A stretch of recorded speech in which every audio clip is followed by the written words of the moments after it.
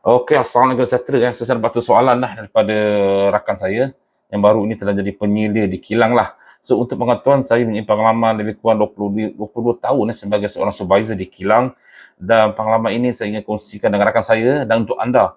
Apakah cabaran sebagai seorang supervisor di kilang sebenarnya So, orang ramai mengatakan atau anak buah kita tengok kita seorang supervisor banyak duduk pada kerja. Yes, pada dasarnya sebegitu. Kita banyak fokus pada laptop untuk membuat kerja-kerja orang kata additional job yang perlu kita lakukan, semua dari segi orang kata pelbagai orang kata dari segi attendant dan sebagainya lah. So, tugas utama sebagai seorang supervisor adalah output. Ini adalah amat penting sebab tu anda berada di sana. So, anda harus pastikan kapasiti yang diminta oleh pihak syarikat untuk mendapatkan output tersebut harus dipenuhi, atau anda menjaga sebuah mesin, pastikan mesin itu sentiasa berjalan keadaan yang baik. Itu ikut job-job sesuai anda lah. Tapi seorang supervisor atau penyelia sebuah manufacturing atau production, anda harus pakai output. Dan nombor dua adalah quality.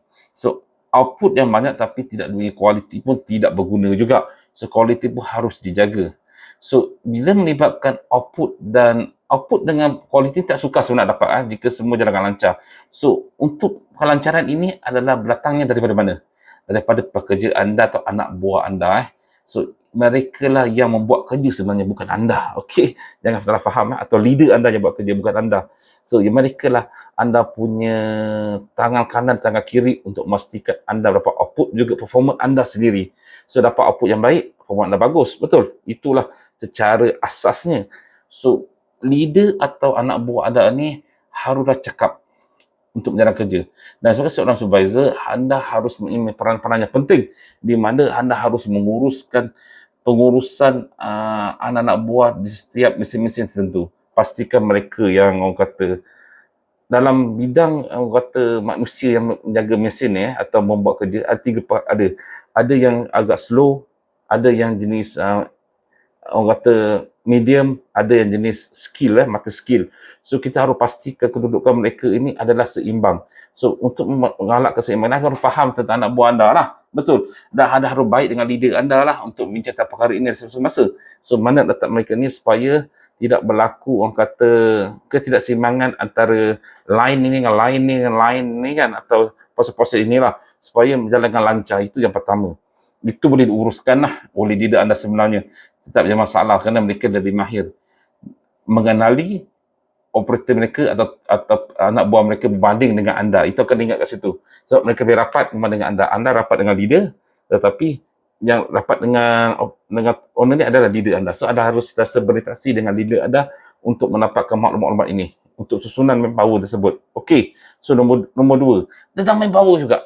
Di mana apabila kita menjaga ramai pekerja di dalam sebuah organisasi ni production dah besar.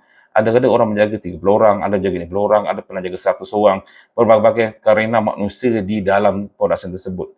Dan untuk saya dalam contohnya kita menjaga 50 orang pekerja atau 100 orang pekerja lah, kita jangan ada lebih 2% daripada mereka yang bekerja bermasalah. Kita akan hadapi masalah dengan pekerja yang bermasalah seperti salah ponting, kuat melawan, degil. Ini semua adalah perkara biasa dalam kehidupan seorang supervisor. Tetapi kita harus memastikan pengawalan itu jangan lebih pada 2% atau 5-6 orang. Jangan.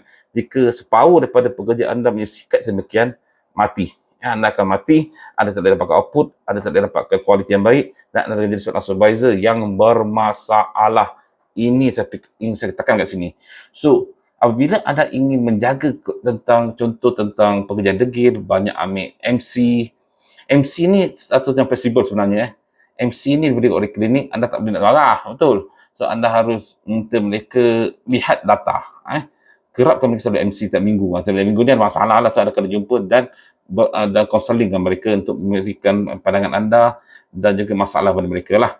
Okey, yang ketiga dari segi mereka berpuak-puak dalam satu production itu pun menimbulkan masalah. So, anda harus tidak punya puak-puak di dalam anda punya ship atau anda punya organisasi tersebut. Jika tidak, susah juga anda ingin menjalankan kerja anda. Yang ketiga, kepercayaan pada diri anda. So, untuk anda harus memberikan kepercayaan atau authority untuk diri anda untuk sesuatu perkara tersebut, seperti memberikan mereka kuasa untuk menguruskan manpower di dalam sana, kuasa untuk menguruskan waktu rehat di dalam sana, dan kuasa untuk menguruskan cuti atau tak lebar di sana. So artinya dari segi situ mereka punya kuasa yang kuasa ini mereka boleh mengawal anak buah mereka. Jika tak berikan kuasa kepada diri anda, mereka agak sukar untuk memberi arahan. Siapa ikut arahan? Kalau mereka tak mempunyai kuasa kat atas seorang tu untuk mengawal mereka, betul. So anda berikan kepercayaan mereka. Tetapi juga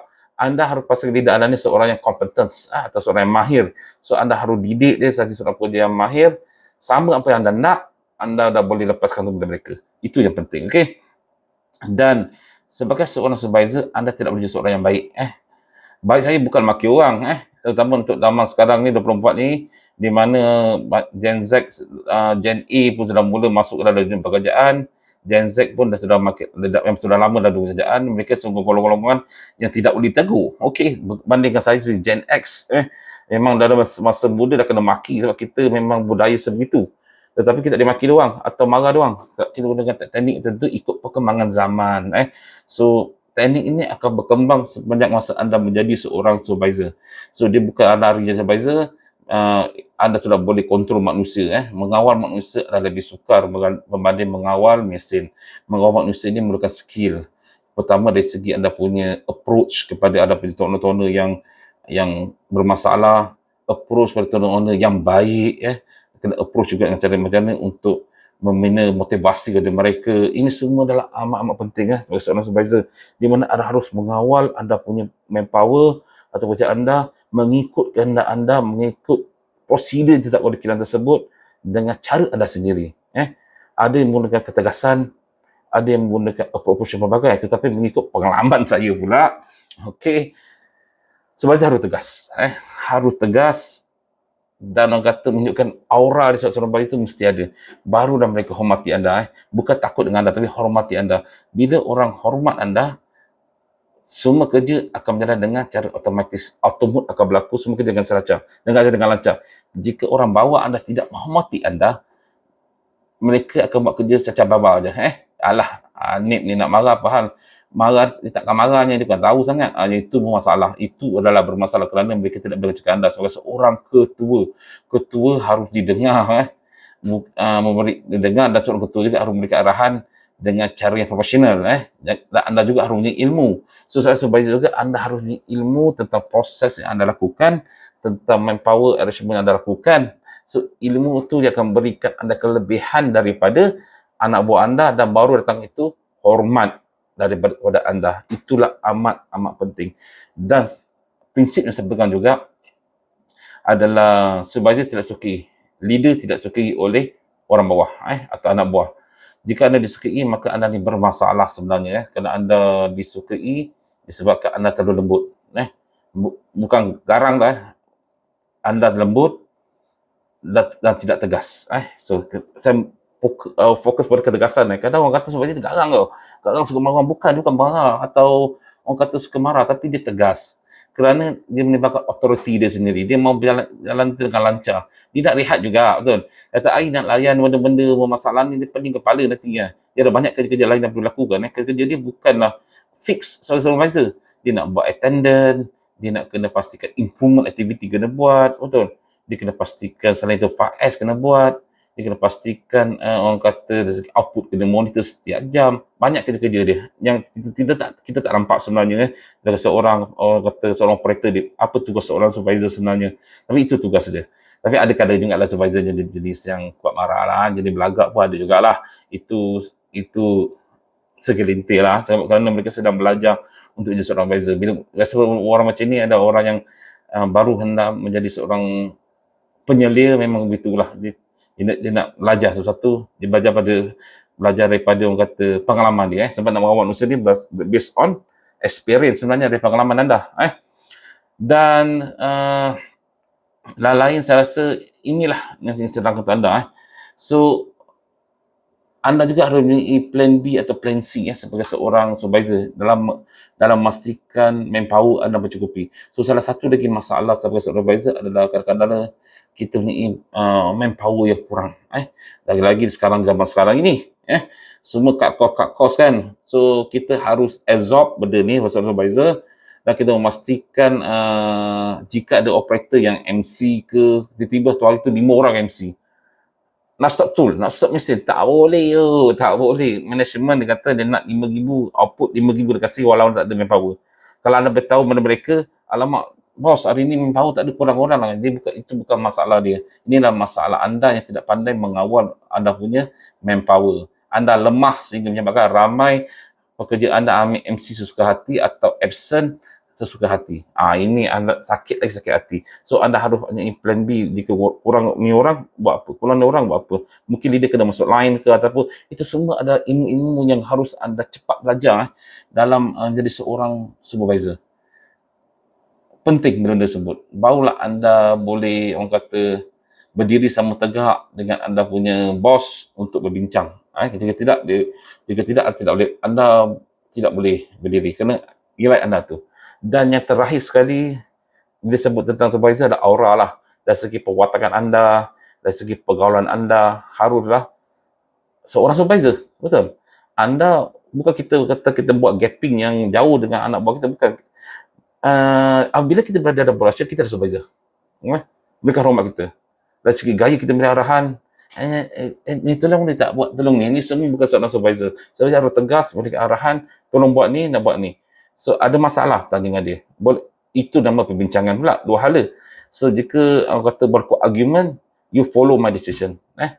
Itu anda punya kata putus. Sebab seorang jadi buat sebuah orasi yang besar, kita mau terlalu lama sangat argument. Anda adalah pembuat keputusan untuk memutuskan ya atau tidak.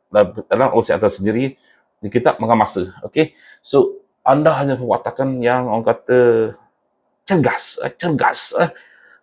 tegas, untuk orang pandang, ini sebaik. Ada gaya-gaya seorang supervisor, betul? So jangan lembek-lembek, macam mana ni, macam mana mak kau, sihat tak, hari ni kau masak apa, ini semua jangan lakukan, kecuali kalau mak dia sakit, macam mana mak kau, okey tak baik, okey, kalau perlu kau bantuan, beritahu saya, untuk saya boleh bantu kamu untuk ambil cuti ke apa ke, bagaimana kita boleh arrangekan kembali, itu semua, yang itu yang kamu dari segi gaya tu penting, gaya tu penting, Itu saya nak beritahulah tentang apakah ciri-ciri seorang supervisor dan tugas-tugas mereka mengikut pengalaman saya selama 20 tahun ni. Jika ada soalan, anda boleh tanya di bawah komen ni. Kerana pengalaman saya sebanyak 20 tahun ni, saya rasa boleh membantu anda. Apakah ciri-ciri supervisor, betul tugas dia sebenarnya. Dan persaingan antara supervisor pun agak tinggi. Jika anda semua supervisor, tetapi apa kelebihan anda dengan rakan supervisor anda untuk anda setapak lagi lebih berjaya, anda haruslah ada teknik-teknik dia buat, bukan tikam orang. Jangan buat politik kerja pula, tikam orang. Itu bukan cara kita. Kita boleh buat dari segi improvement dan sebagainya lah. So, semua hari ni saya nak cerita tentang bagaimana tugas dan tugas seorang supervisor yang penting. Itu pertama, menjaga output, quality. Yang paling penting adalah menjaga orang. Orang jaga orang ni adalah amat-amat sukar. Dia memerlukan skill dan juga pengalaman. Yang terakhir, dari segi memberi motivasi pada pekerja anda, trust kepada mereka, tapi tak boleh trust 100%.